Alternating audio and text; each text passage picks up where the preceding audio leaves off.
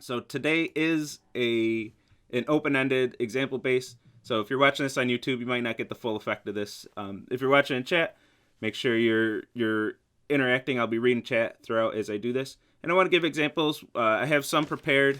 I don't know if I did that in this class yet before, but I have my cheat sheet over here of things that I'll cover if I'm just left to my own devices. But I also want to hear from you, especially as you're wrapping up homework 2. Let's give a kind of a status of where we are in the class. We're right here, HTTP examples. As you're wrapping up homework 2, this is the last lecture where I'm really going to care about homework 2 topics. Once we start Monday, lecture is focused on homework 3, which I knew I had to start lecturing on homework 3, but I forgot that means that I have to get the doc up too. So by Monday's lecture, I'll have the doc up for homework 3, and we can start talking about that. So Monday, we shift gears to homework 3. So this is your last chance to, at least in lecture, of course in office hours, I'll still talk about homework 2. And by the way, I meant to mention this. If anybody tried to go to my office hours on Wednesday and was not able to, please send me an email. I can set up meetings with you if there were, we had some technical issues with that. So this is the last time in lecture that we can talk about homework 2, that'll really focus on homework 2 stuff. So anything that you need, anything that's still in your way of getting in your way of completing the homework, that's what we want to talk about. And left to my own devices, I'm actually going to talk about project stuff. So if you have homework 2 stuff, let's get that out there. And if we talk about homework 2 the whole time, that's fine. But I actually want to talk about project stuff, left to my own devices. Can you go over sending an image file again with an example? If you can, I'm stuck on seeing that, and Mechatronic agrees. Let's do that. So, let's go somewhere. Let's go here. Let's collapse. Left to my own devices again, I will actually be going into the Node modules package. So if you don't want to see that, you will have to do that at some point, assuming you're using Node. In this class, but not quite yet. So it's not something we really have to worry about quite yet. So I gave this example. I think I did this. I might have done this after Wednesday's lecture. I don't remember if it was in the discussion after or during lecture proper. If I did during lecture, I probably just ripped through it really quick. But this is let me go over sending an image file again. So there's two big kind of gotchas in this, two big things that you have to be aware of. One, you have to read the file in binary mode. This is usually indicated by a lowercase b or b somewhere when you're opening the file. This is saying, hey, I want to open this file as bytes. I don't want to open it as text. Sometimes if you leave off this b, depending on your language and library and everything, if you leave off that b, it might automatically decode the file as UTF-8 or whatever default encoding it has. So this is saying open this file in read mode, and I want to read it as bytes. I want to read the bytes of this file, not read the bytes, decode them as UTF-8, and then give me the strings. I don't want the strings, I want the bytes. So open this in binary mode or byte mode. I forget what the B stands for, but it means ones and zeros to some degree. And then when I read this, I'm going to get an array of bytes. This is just a whole bunch of chunks of 8 bits. That's what's in this array. And that's what we want to work with in web development. That's what we have to send over the TCP socket is the ones and zeros. So I got my byte array, and the TCP socket libraries, any socket library in any language that I've seen so far, is going to take a byte array. So we need to give that TCP socket a byte, an array of bytes. TCP socket is going to do what it needs to do to get that into, well, the TCP socket doesn't do it, but further on down the road on the link and physical layers of the network, I don't talk about those too much in this class. Those will be converted into ones and zeros, high voltage, low voltage, light, dark, and fiber. But for our purposes, give that TCP socket a byte array and let it do the rest. That's what we need to do. So read the image in binary mode, and you have the bytes that you need to send over the socket. So that's one kind of got you. Make sure you read this in bytes. If you print this out, you should see hex. So let's run this example actually. Make sure I'm calling this. This we don't have to worry about yet. That's homework 3 stuff. It's the same example. That's the same example. That's the same example. But copy file, that's what we want to do here. So I have this twitch.png, this beautiful Twitch logo. And I want to make a copy of this file. I don't actually want to, but just for example, I want to make a copy of this file. So I'm going to open it in binary mode. I'm reading the bytes, getting a byte array that contains all the bytes of the file. I'm just going to print that out. And I'm also going to get the content length. This is just the length of B. Python's nice and easy with that. And then write that file in binary mode to a new file. This should create an exact copy of that file. So let me go into encodings, right? Encodings, Python 3 files. So let's run this file, and we can see all the bytes of that file that we read. Just a bunch of ones and zeros. For our eyes, it's printed as hex, and we can see all of the information here. Any of the bytes that are ASCII characters, or I don't know what the exact rule is, but if they happen to be bytes that represent ASCII characters, so any byte that has a most significant bit of 0 is what I believe is happening. The console is going to display that as its character equivalent for us. That's only for humans. These are actually just bytes when they're stored in the array. But we can see some of those bytes have leading zeros, so they just happen to be displayed as actual characters. And this part of that is the file type, PNG, that's encoded in the file itself. So any program that's reading this file can say, oh, this is a PNG, I know what to do with this. By the way, just a side note, but programs shouldn't ever, and most of the time don't, read the file extension. If you name a file .png, your programs are not reading that .png. They're actually going to read the bytes of the file and look for the file type in the bytes of the file, in the actual file data. And files have this structure where they have to specify the type in the first couple of bytes.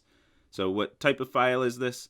And then some more meta information about the file, and then the actual data starts of that file. That's just how files work in your file system. So quick side note on that. The file extension usually tells your operating system to link that to a specific program, so when you double click it, it knows what program to open that file with. But if you right click and go to open with, it doesn't matter what the file extension is, that program is going to check, hey, what type of file is this by reading the bytes. Anyway, I'm getting sidetracked. So we get the bytes of this file. We get the content length, which is just the length of that byte array. We don't have to complicate things here at all. So if we want to get that content length, it's 1687 in this case. And then write that file in binary mode to a new file. And whatever I name that, copy.png. Hey, it's an exact copy of that image. Perfect. That's exactly what we wanted. Now, there's a bad way of doing this, which is one of the traps that you can fall in. I have a bunch of copies here already. Let me delete these. I'm on Windows, so I can actually use the delete key. Let's do copy bad. Copy file bad. And this is, I know I'm doing this in Python, but no matter what language you're using, these same concepts apply. You have to make sure you're reading this in binary mode. So what if we don't? Actually, I'm not positive. I'm going to try that. I forgot I set this up. I did set this up a little differently. But I'm going to read the bytes of this file the same way we did before, but I'm going to convert that to a string. This is the big thing you need to avoid. Never, ever convert your bytes of your file to a string. So I'm going to do that right here for the sake of example. I read the bytes of the file decoded as a string. This is encoded as PNG, right? Is that the type of file? Yeah, PNG. This is a portable network graphic. It's an image format. It is not ASCII. This is not ASCII code. So we're going to try to convert it to a string, decode this as ASCII, and that's not going to work for us. And we're going to print this out. Let's run this. We'll get the bytes of the file. What did I do here? Copy file, bad.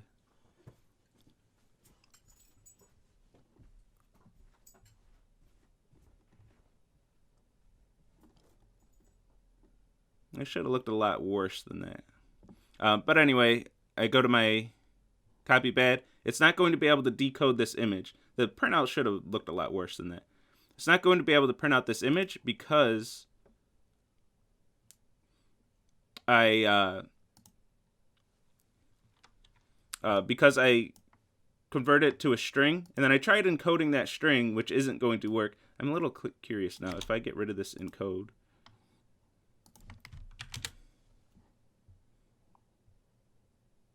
oh yeah, it's not going to work at all because that's a string. It looks like this is just converting the bytes to a string, just straight up, not even trying to decode as UTF-8. If I do, I should be able to do this and get completely broken stuff.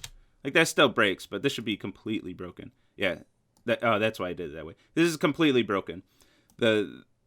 It's just saying, Python saying, hey, this isn't UTF-8. What the hell are you trying to do? And things break. So we don't handle our images as strings ever, ever, ever, ever, ever, ever. And just because I think this should break, because I mentioned it a few times, I do want to test it though. It gives us the same thing. So we try to read this in not binary mode, and it's going to give us this error. Hey, this isn't UTF-8. I tried decoding as UTF-8, but like it reads the first byte and it doesn't start with one of the prefixes that we have to have, either a 0, a 10, a 11, or a 10 isn't even kind of continuation bytes, but 110, 1110, 11110. Maybe the first one was like 111110. And it's going to say, once it arrives at a byte like that, it's going to say, this is not UTF-8. The hell are you trying to do? It's not the right encoding because it's a PNG. That's the big gotcha. Make sure you're always, always, always handling this in bytes.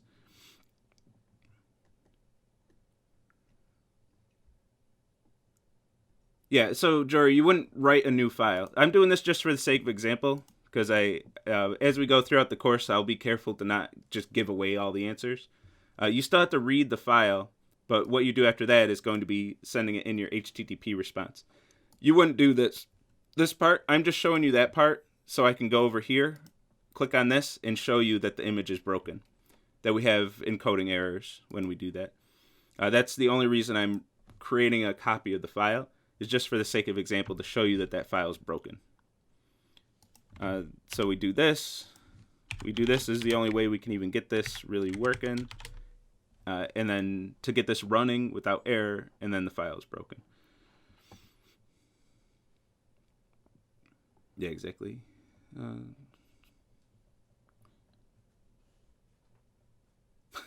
Stop stress over 331, stress over this homework for a bit. And this one, I don't say this to scare you, but I do say this to caution you.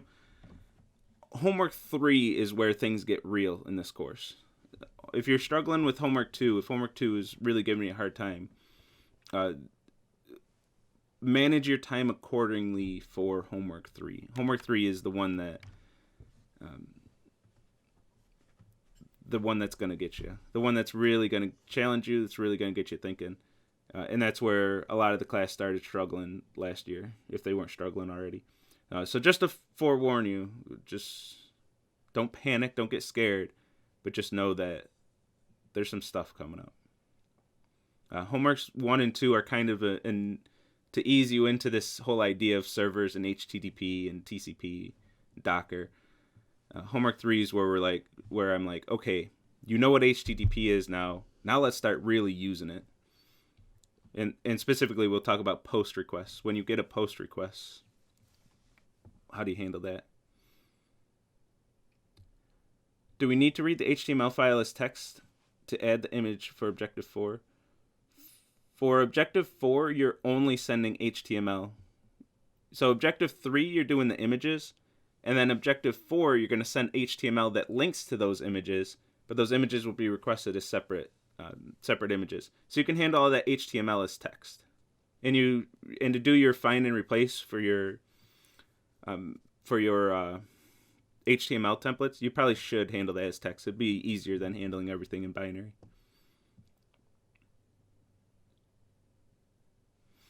Do you need to concern yourself with the size of the byte array? Nah. We will when you, and it depends. I shouldn't just say no because it depends on your library. But like Python's socket server, the method you use to send the bytes over the TCP socket is that send all. It's saying send all of these bytes without thinking about buffering. One of the challenges in homework 3, another foreshadow, is when you're receiving data, we're going to make sure, the TAs and I, when we're grading, we're going to make sure that you're receiving data that's going to overflow your buffer, and then you do have to worry about the size, because those requests will sometimes be larger than your buffer. A lot of you have 1K buffers right now, or 4K, somewhere in the single-digit K range. Yeah, and so the reports for the... actually, I would like to talk about the reports for the project, if that's what you mean. The reports for the homework don't need to be too detailed. I'm not going to stress about those too much. And they're not directly related to your grade either. Just putting that out there. There's no objective that says, was your report really good?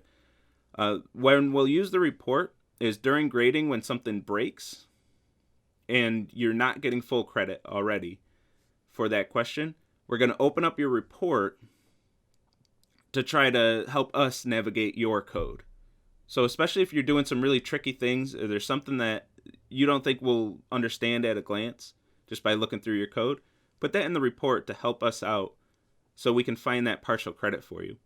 If things break and we open your report and your report's like, I don't want to write no report, something to that effect, you're probably not getting partial credit. So those reports come in for the partial credit decisions. If you're bold and you're confident that you got all 3s on all the objectives with no question, your report can be pretty weak. But if you know you're hunting for partial credit, you better have a good report. And to the content of the report, it's whatever you think will help us help you to find your partial credit. So if you explain and your thought process is really great for how to do pathing or something, but your pathing doesn't work, that report can help us get you those partial points, because we know that you understand pathing and that you coded it right, but maybe you had a small coding error, and then we can still give you a 2 instead of a 1 for that one.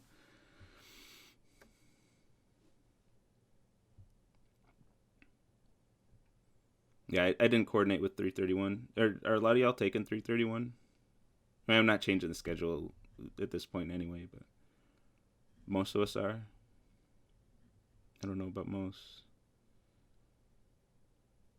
I don't want to talk about 331. All right, so I mentioned there are 2 gotchas. I talked about one. Never handle your image as text. It is not UTF-8 encoded. It doesn't follow the procedure of UTF-8 encoding. So it's not like you can even get away with encoding it and then decoding it and then getting the same image, because you won't. This Python even crashes.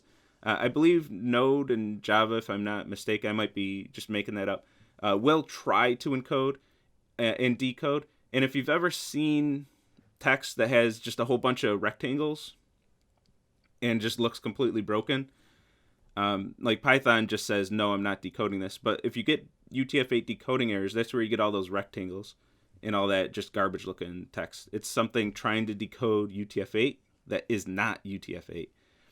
So that's the first one. The second one is, how do I get this into my response? You're going to have some response that has text, like this line. This is a line of text that you're writing.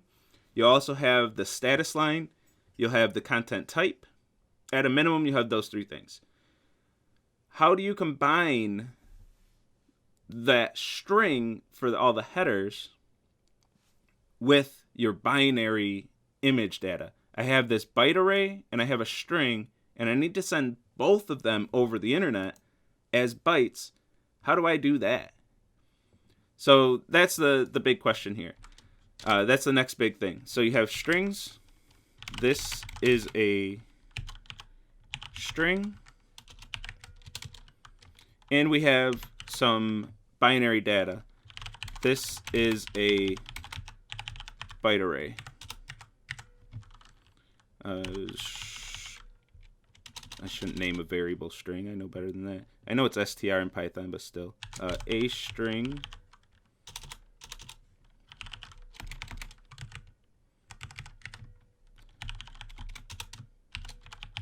some bytes, and I did camel case in Python too. So let's print a string. Yes. Oh my goodness. I can do this, I swear. I think I just tried to type too fast in lecture. I should just slow it down. And let's comment this out so we're not getting extra stuff printed to the screen. Let's run this. Oops.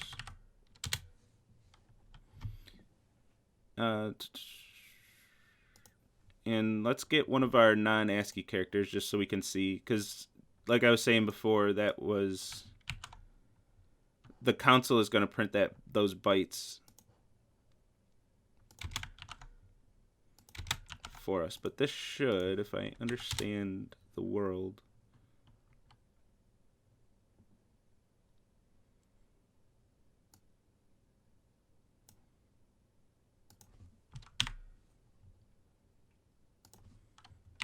let's just encode it. Then I know it's bytes. So the string prints out the way we'd expect, and the byte array is going to print out the bytes. But like I mentioned earlier, any ASCII bytes, the console is going to print those hex values, those bytes, as ASCII text, just for our eyes. But the computer is only seeing a byte array. So we have a string and a byte array. How do we combine them?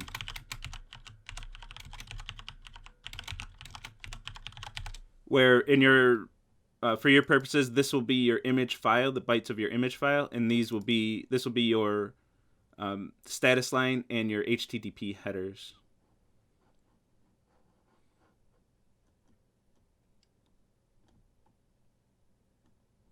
So how do we combine these?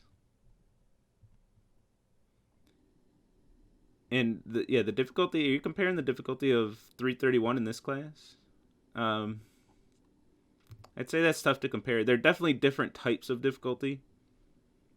I would think that most students would feel 331 is more difficult. 331 also has a pretty generous curve where I'm saying 70% or you fail. So that kind of makes this one more difficult because I'm expecting you to understand a lot higher percentage of the material. Where 331, you can kind of not understand what's going on most of the semester and still get through the class. So there are differences like that. And I'm not giving an opinion whether that's right or wrong. I think it kind of needs to be that way because 331 is a required course and this is an elective. I can be a little more strict. You're here because you want to be here. But we can talk about that after lecture if you want to hear more about that, more of my opinion.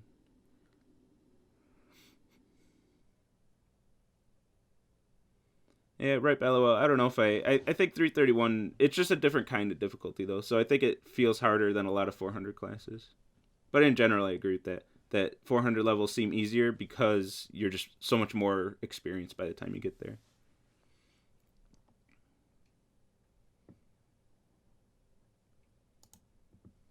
Did I spell something wrong? I don't think I did.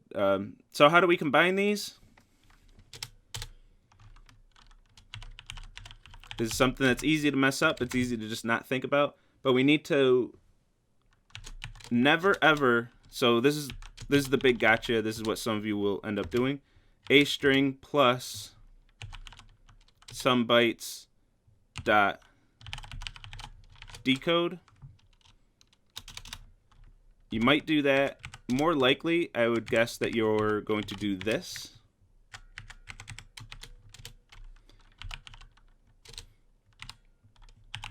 And then send this over your socket. Stop coming up with text boxes. So you want to combine these. You're going to convert this to a string, combine them. You got them combined, encode it, and then ship that over the internet.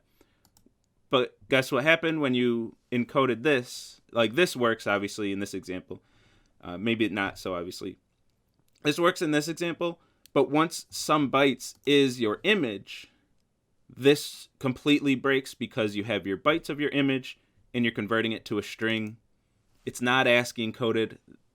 You don't get your image. This is the same thing as copying the file. When I open this file, I convert it to read its bytes, convert it to a string, and then write this file. It's not the same file because you converted it to a string.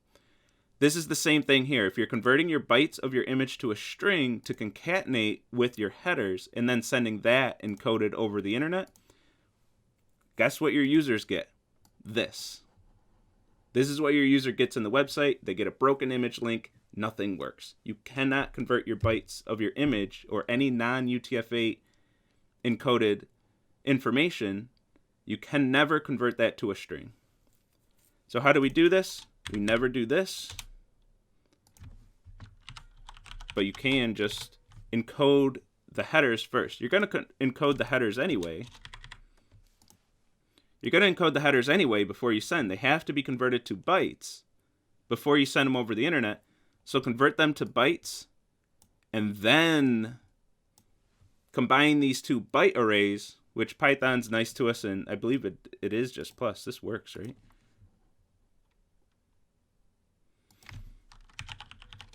This is all ASCII. We can just print it to the screen and it'll display nice for us. Or all UTF-8. And then we get our combined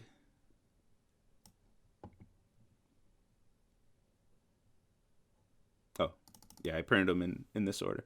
And then we get our combined array. We get all the bytes of information combined, but we've never converted some bytes into a string. This is what you need to do with your file.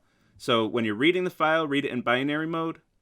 When you're concatenating the headers with the image information, make sure you do that as byte arrays. Never convert your image file as bytes. So it's all like the thing that I say in the slides, that just a one-liner to cover all of this. Never convert your image bytes to a string. It's not UTF-8 encoded.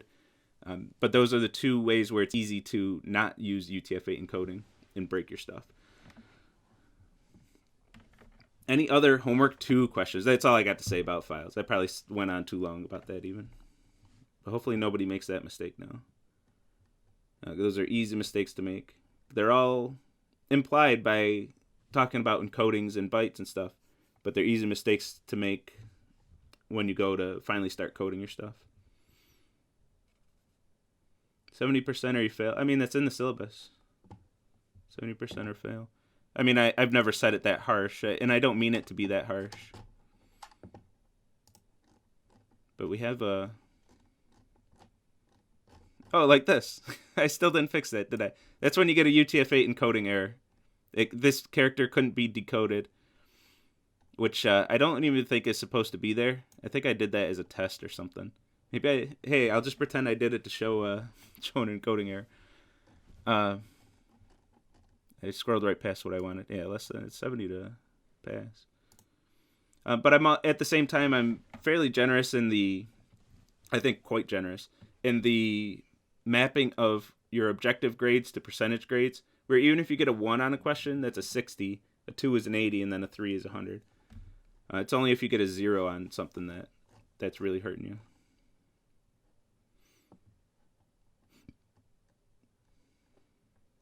$19 raw points to get an F, and yeah, get 20 points in 331. But I want to talk about 331. Yeah, do your homework. And so in a sense, 331 in this class are the same. As long as you're attempting your homework, where we want to get you to a passing grade. Show us some effort. Show us that you're trying at least. If you're struggling with the material, that's okay. But show us some effort. If you're not showing effort, you deserve to fail, because what the hell are you even doing? In all classes, really, that should be the case. If you're not even willing to lift a finger, like if you can't even make a submission, I mean, there's nothing we can do for you at that point. Some of the homework 1 submissions, too, like some students just didn't submit at all. They're already on a really bad course, really bad path. But some of the submissions were just my lecture examples, and the students who clearly didn't try or weren't successful in creating anything, but there wasn't even an attempt. like things like that. Those are the students who fail, and really no one else. Anyone who tries, which I take seriously, anybody who tries in my courses, any F in any of my courses at the end of the semester, I'll look over what they did all semester and make sure an F was justified. And every time they're like skipping half of the assignments, they're not even making submissions. Like anyone who submits to each assignment, I don't know if anybody's ever failed my course, any of my courses, if they've made honest effort submissions to every assignment. A lot of times the students who fail are the ones who just give up.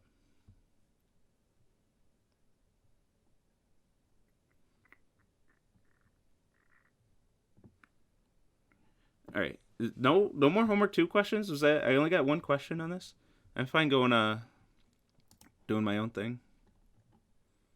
Files, that's one just Danaski and one other person asking about files. Everybody else is fine with everything. Or the scary thought, maybe you haven't started yet. I hope that's not the case. All right. Well, I'm gonna go to my cheat sheet here.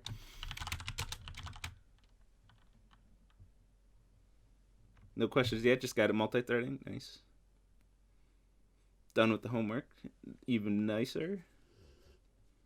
Danaski, wait, I asked a question. Were you the one who asked about, maybe it wasn't you, asked about files? Someone did, and somebody else upvoted it, so. When will homework 1 grades be up today? They should be, like, this is the grading deadline that I have for myself and the TAs. But it won't be anytime soon today, I can guarantee that. And it's possible that it'll spill over into Saturday a little bit. But my TAs, they are dedicated to working after class today and trying to get them all done today. But I can't guarantee that it won't be late at night.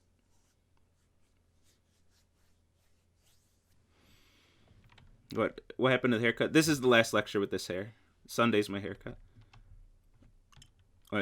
That's what I meant. Yeah, Wednesday I said we have 1 more lecture with this hair. This is that last lecture. Okay, so let's talk about something not related to homework. And I want to start showing you some... Oh my goodness, I spent way too long talking about files. It's amazing how fast time goes in a lecture. That's all I got to talk about was files in that time. I have a server here using something that's banned on the homework. So I want to give my disclaimers, make sure everybody knows this. This is not something you're allowed to do on your homework assignments. And oops, I actually have...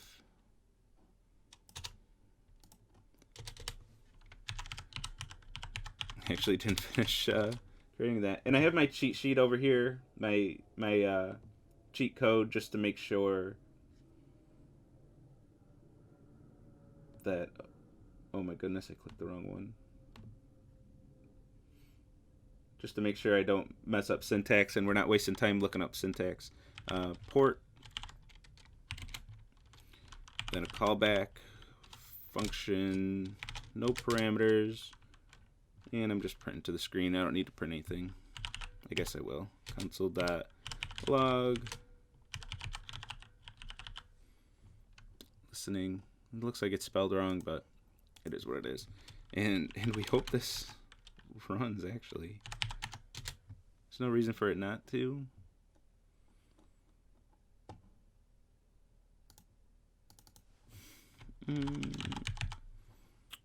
It's a silly error. We can just pretend I didn't make that mistake. Server's running.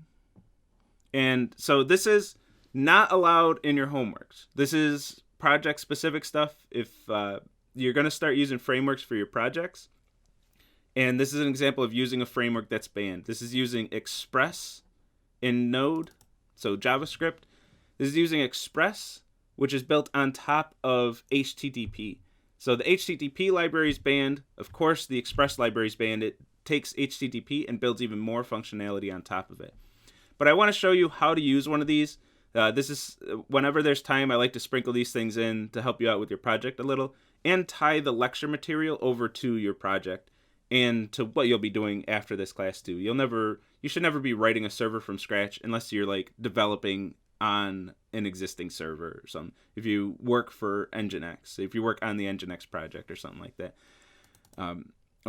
So otherwise, you're going to be doing this. You're going to start with a framework and then use that framework. And that framework is, a lot of what a framework is other people who have already done the equivalent of your homeworks and much, much more, and polished all the features and worried about efficiency and optimizations and stuff like that. So I'm going to pull an Express, which does like everything for us. I'm going to create an Express server. I'm going to open it, have it listed on port 8000, and I'm going to write my first path. Now, using a framework, you're not going to say if request equals get and path equals / then do this. They're going to give you some nice way of being able to add paths to the server's router. And Express uses this notation, app.get. So on a get request for the path / run this function. And this function is going to send, in the response to the client, it's going to send the text hello world. Content length, content type, the pathing, parsing the request, all of that is going to happen in Express, in code that we're not concerned with. We're concerned with it for our homework, of course. And this is going to do everything else. So the server's running. Let's see if the path / is going to give us hello world. And hopefully it does. So localhost 8000 / hey, we got our stuff. And if we look at the network, if we look at the requests, we'll actually see Node is doing, Express and Node combined are doing quite a bit for us. We get the right content type. It realized that this is just, it actually did interpret it as HTML. I guess that's fair. It is HTML. It just isn't interesting HTML. It's encoded with UTF-8. It has a content length of 12.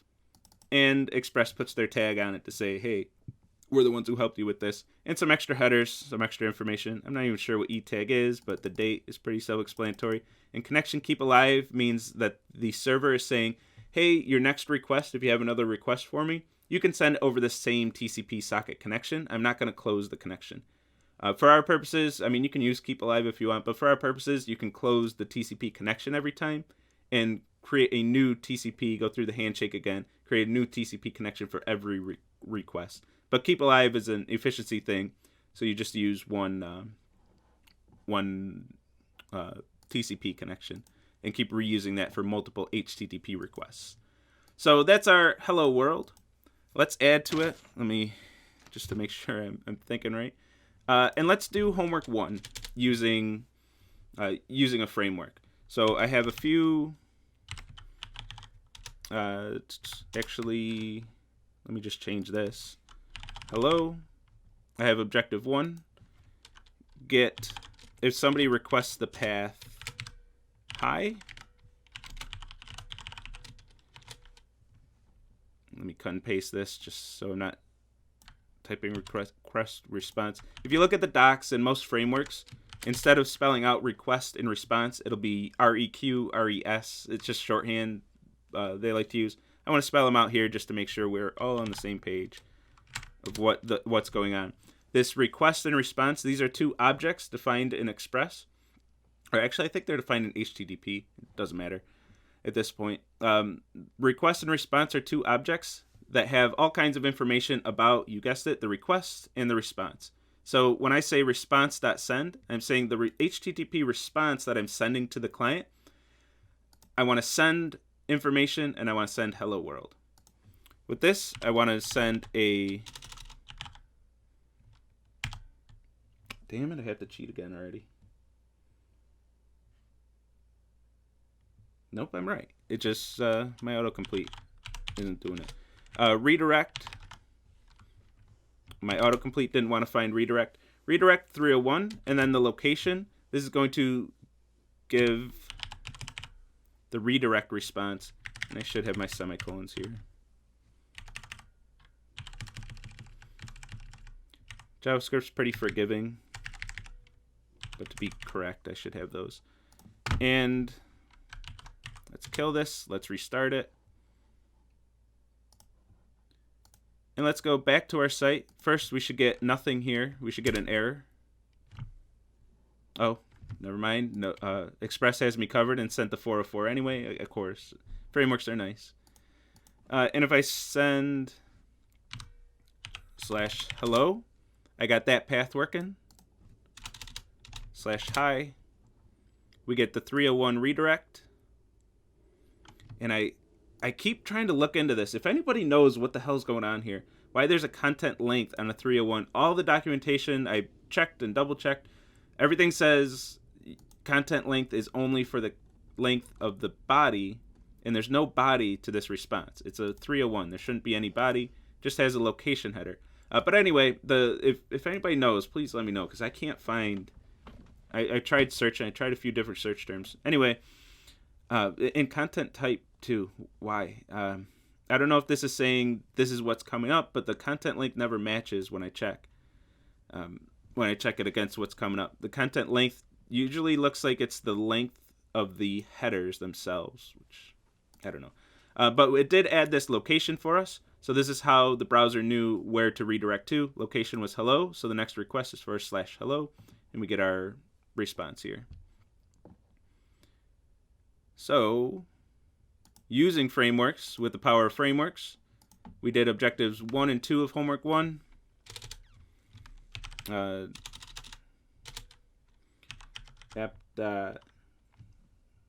know, it's already doing the 404, so I don't even have to add this. Though we can add our custom 404 message. I'm not going to bother because I want to get to the next thing. Yeah, I'm definitely cheating. This is super duper cheating for your homeworks. Obviously, you know how much work that was just to get hi and hello working. This is super duper cheating. This is only project only stuff. So let's skip the 404 since the language is already doing it for us, and skip ahead to project 2. And I meant to find out where I saved that sample page. Here we go.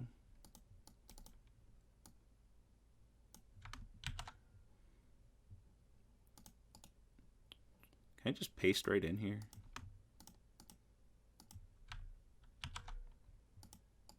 That would have been too easy. Oh my goodness, not that. Reveal and explore.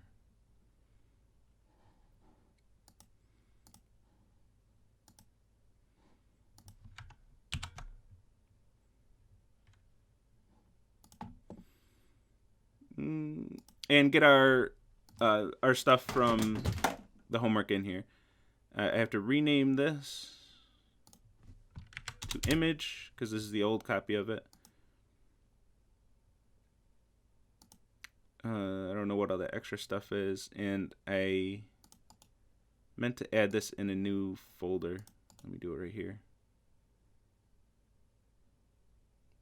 Let me not do it right there. New folder. I'm going to name it static. I'm going to take image, move that to static. My style. I don't know what these zone identifier things are.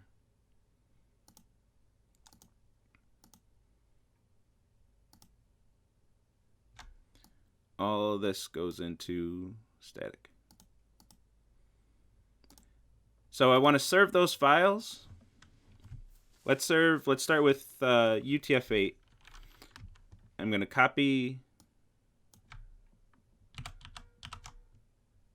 this UTF.txt. Would it hurt to add keep alive? Maybe. Sorry, I didn't see that earlier. It might, just because if you, it's just introducing another thing that can go wrong. It's just easier to use a new connection each time. If you want to do it, if you're done with the objectives and you want to give it a try, go for it. So UTF-8.text, and I want to serve a file. Well, good. There's a method for that. Send file. In Python, we have to do a little work here. Path. I gotta cheat.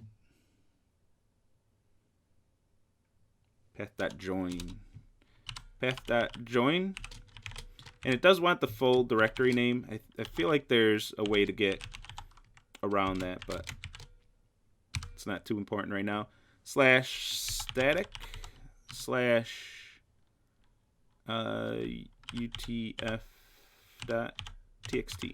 So send this file, and I need to import path because I used it. Const path equals require path. And that file should be sent.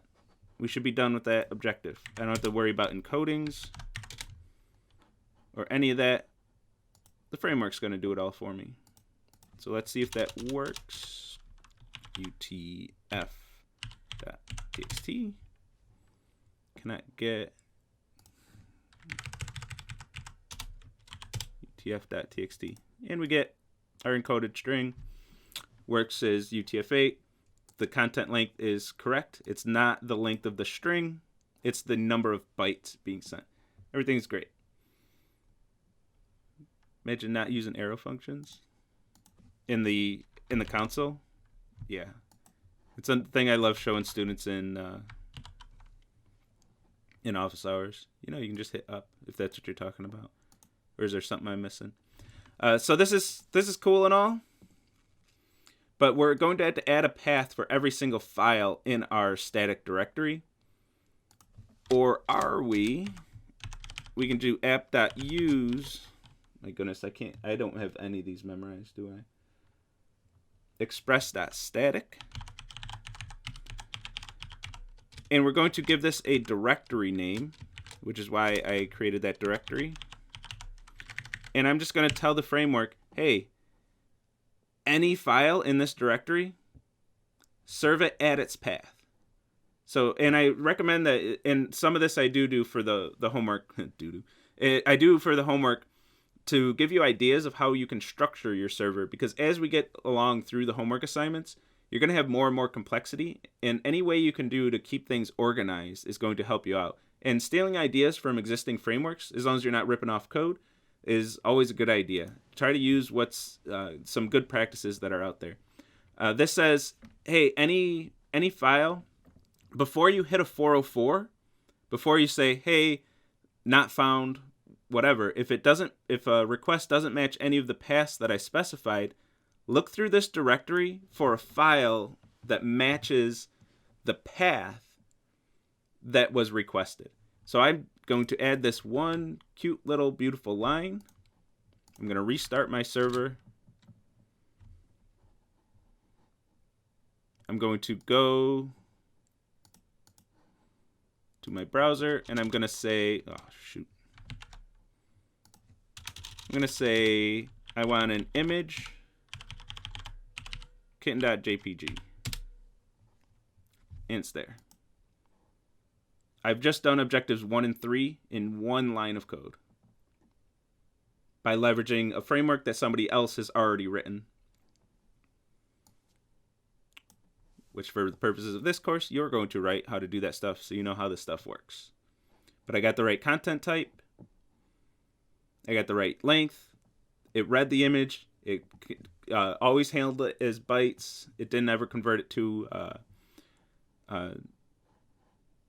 string.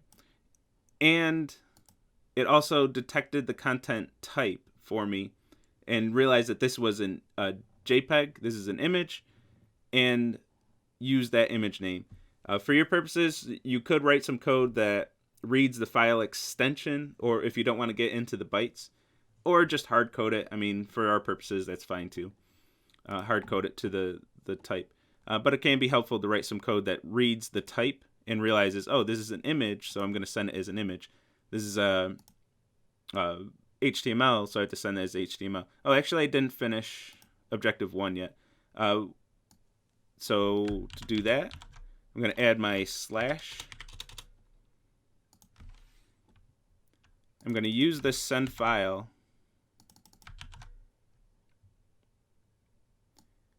and specifically say slash is going to be the file index.html. So that's going to get my actual web page served at slash. At the root path, I can see my page. There's one, I didn't update the HTML. This still says images instead of image. Was my only thing there. Oops. I'm on the wrong window. Just refresh. Come on. And I get my flamingo. And we can see the 4 requests that were made. All these requests got the right stuff. Found these static files in the static directory, and then use those directories. I tried to get fancy once, and I can't do it. Yeah. Trying to use... something I never really did is get all my keyboard shortcuts really sharp. So we actually don't need this static UTF-8 anymore. That path is already encompassed by this serve everything in the static directory. You always got to be careful with the static directory. Don't have this like your root directory, a little security issue. You don't want people getting access to things that they shouldn't have access to. So if you're writing something similar in your code, make sure you're not letting them escape that directory. Don't let somebody make a request for the path like //